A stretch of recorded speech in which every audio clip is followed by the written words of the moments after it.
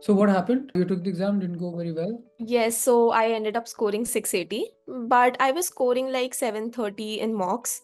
I Hmm. don't know what happened. I think where I went wrong was I should have started with cons section. Good with cons. Like I scored 92, it was 92 or 93 percentile in cons, but in verbal it went very low. It took me like 15 minutes to do first three questions, and when I realized it, next question was the RC one, and I screwed up.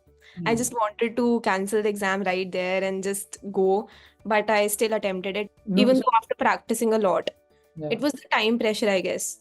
100%. I mean, if you're taking 15 minutes for the first three questions, you really Hmm. can't get back to the normal pacing with that kind of a head start. I would suggest that, at this point, there's nothing we can do about the last attempt, but one thing Hmm. we can do about the next one is that you have to have a very clear pacing chart in mind. In case you're exceeding that time, you have to make sure that you don't get too emotionally attached to a question, right? Hmm. One of the things Yes, that you're right. like it's very difficult to just mark something and move on because you can get the answer. Two things can help. One, quizzes can help because Okay. in quizzes there's a timer running on screen and it simulates the test environment, so you kind of have to take it as seriously as you take the test. How many questions deserve how much time, and you have to Mhm. see that to make sure that you're able to finish the test on time.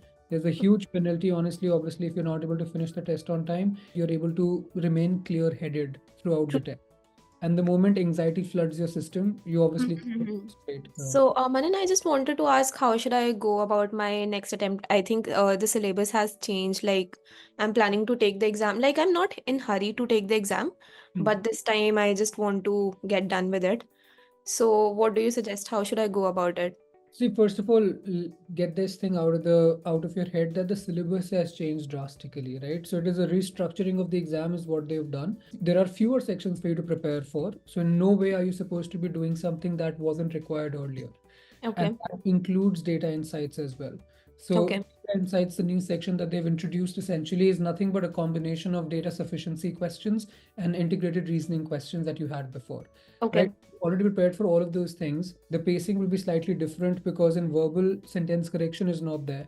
So you only have RC and CR to go with. Mm-hmm. And in the quant section, you will only get problem solving questions. So pacing strategy would obviously change a little bit, but your preparation strategy would not change. I have been good at math since beginning only. I've given CAT, I've given GMAT now. I've always screwed up in verbal only. Quant heavy, 100%. Data insights is pretty much quant, right? Hmm. Quant section, anyways, testing on quant. Verbal is there, which will be a third of the section. So more than 60% of it is actually going to be quant now. Because Hmm. then what happens is, even if in case you do push yourself and try to do better, constantly this background commentary of you not being good enough at this or Hmm. have not been performing well at this will keep you from truly being your best. And if people are able to score within 10-20 points of the score that they've got on the mocks, then that tells you that you do have the caliber to get there on your own as well.